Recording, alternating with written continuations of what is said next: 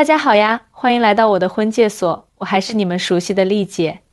今儿个又来给大伙唠唠相亲故事啦，感谢大家一直以来的订阅。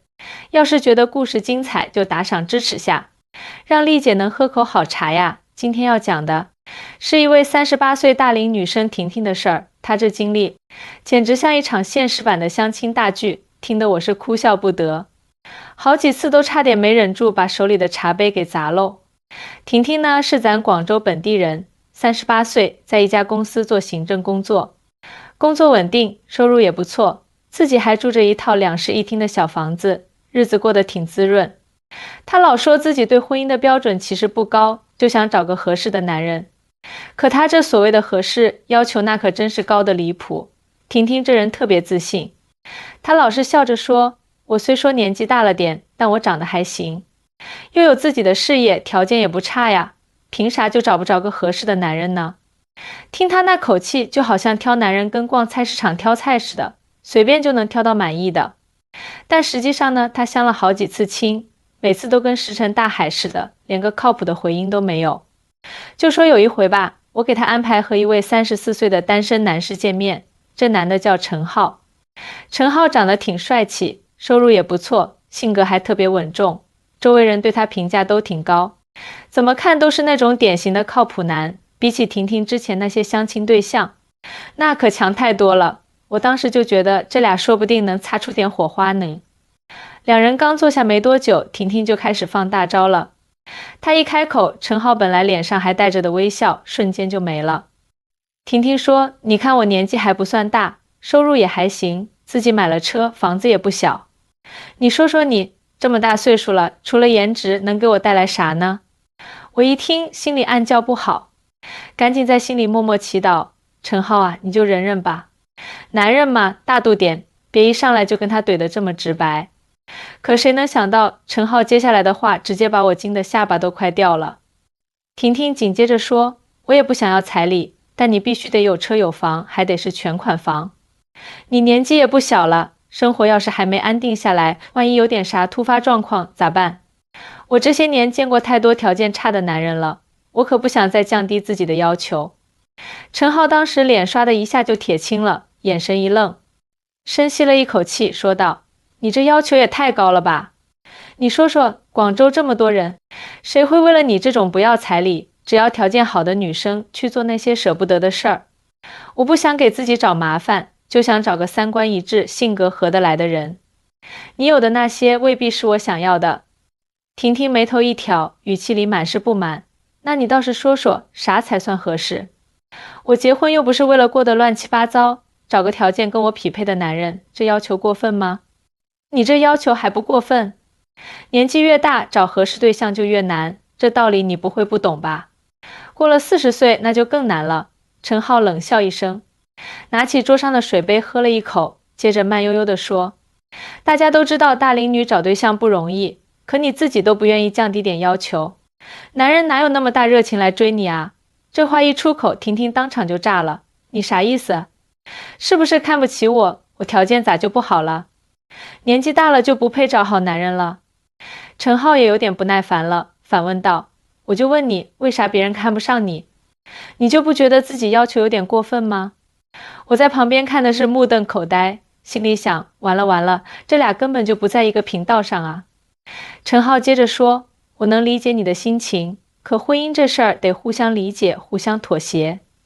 光靠你的条件去要求别人，是不是有点太自私了？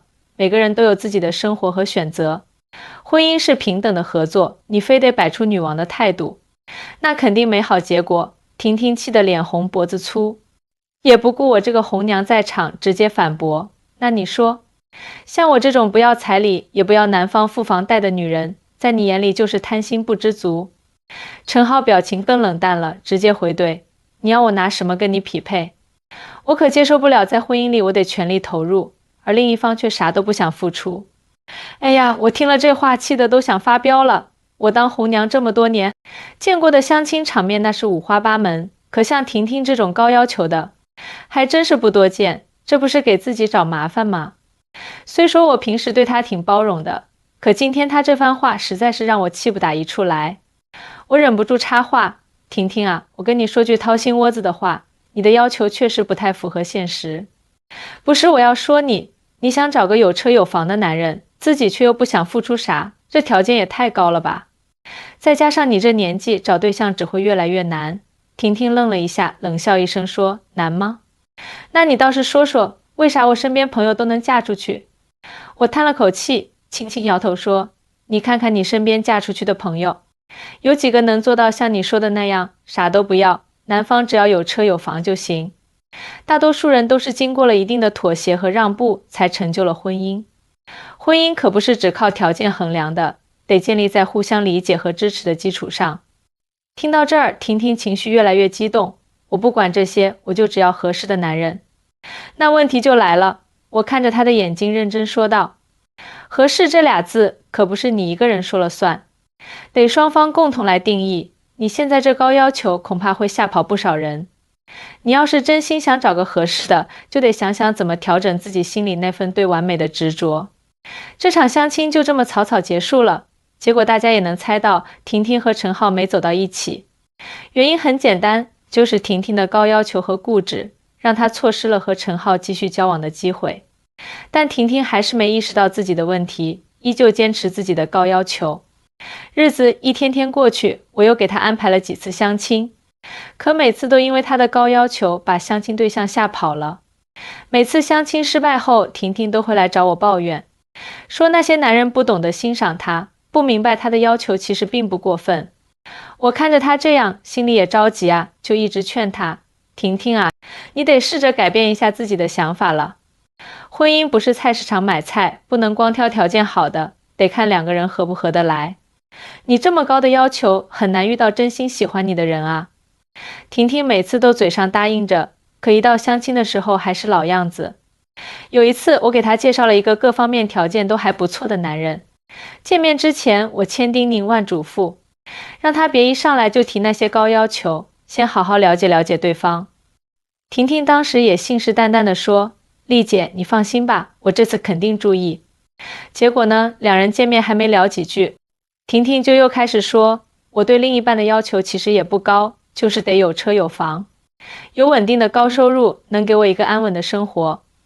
那男人听了，脸色一下子就变了，勉强又聊了几句，就找借口走了。婷婷回来后特别沮丧，对我说：丽姐，我真的不知道该怎么办了。为什么我就是找不到合适的人呢？我看着她，语重心长地说：婷婷，你看你每次相亲都这样，一上来就提条件，人家男人怎么受得了啊？你得学会换位思考，站在对方的角度想想。如果你是男人，听到这样的要求，你会怎么想？婷婷低着头不说话。过了一会儿，她小声说：丽姐，我知道我可能要求是有点高了，可我真的不想将就啊。我觉得我这么多年努力，就是想找个能和我匹配的人，难道这有错吗？我拍了拍她的肩膀，说：婷婷，你努力这么多年，想找个好归宿，这没错。但婚姻是两个人的事，不是你一个人单方面提要求就行的。你得学会妥协，学会看到对方的优点。婷婷听了我的话，若有所思地点了点头。从那以后，我能感觉到她好像真的在努力改变。她开始主动学习一些沟通技巧，也试着调整自己对婚姻的看法。又过了一段时间，我给婷婷安排了和陈浩的第二次见面。这次见面之前，婷婷特别紧张。她对我说：丽姐，我这次真的想好了，我不会再像以前那样了。我想好好和陈浩聊聊，看看我们有没有可能。我鼓励她说：婷婷，你就抱着平常心去，别给自己太大压力，好好了解对方，尊重对方的想法。两人见面后，婷婷这次表现得特别好，她没有一上来就提自己的要求，而是笑着和陈浩打招呼，然后自然地聊起了一些生活中的小事。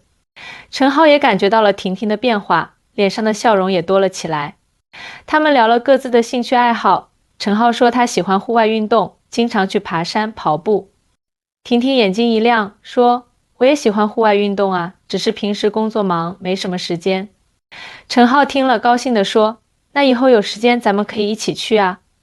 接着他们又聊到了工作，婷婷分享了一些工作中的趣事，陈浩也听得津津有味。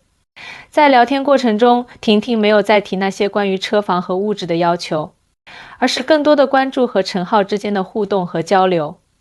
这次见面结束后，陈浩对婷婷的印象有了很大的改观。他主动约婷婷下次再见面，婷婷也欣然答应了。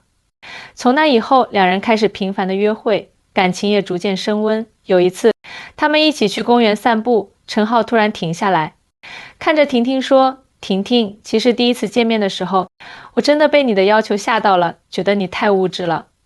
但这次接触下来，我发现你其实是个很有趣、很善良的人。我想和你一起走下去，你愿意吗？”婷婷红着脸，点了点头说：“陈浩，其实我以前确实太看重物质条件了。经过这段时间的反思，我才明白感情才是最重要的。我也很想和你一起努力，创造我们的未来。”从那以后，婷婷和陈浩的感情越来越好，他们一起规划未来，一起为了共同的目标努力。